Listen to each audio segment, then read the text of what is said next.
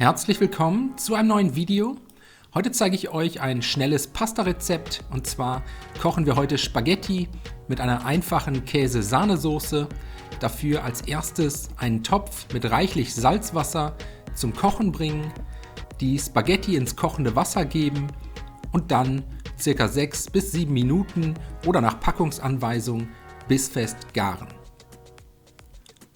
Währenddessen kümmern wir uns um die Soße. Dafür als erstes einen Esslöffel Butter in einen Topf geben, bei mittlerer Hitze zum Schmelzen bringen, dann einen Esslöffel Mehl dazugeben, Mehl und Butter mit einem Schneebesen glatt rühren und etwa eine Minute unter Rühren anschwitzen.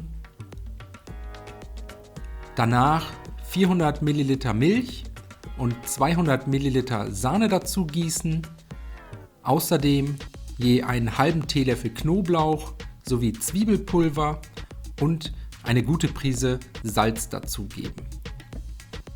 Anschließend alles mit einem Schneebesen verrühren, zum Kochen bringen und dann unter ständigem Rühren für ca. 2 bis 3 Minuten bei mittlerer Hitze köcheln lassen, bis die Soße deutlich andickt und eine sämige Konsistenz erreicht hat.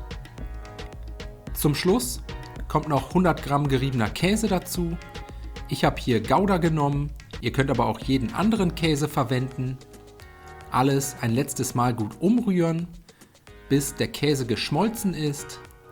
Die Soße anschließend vom Herd ziehen und danach nur noch die Spaghetti über einem Nudelsieb abgießen, kurz ausdampfen lassen und dann können wir auch schon servieren.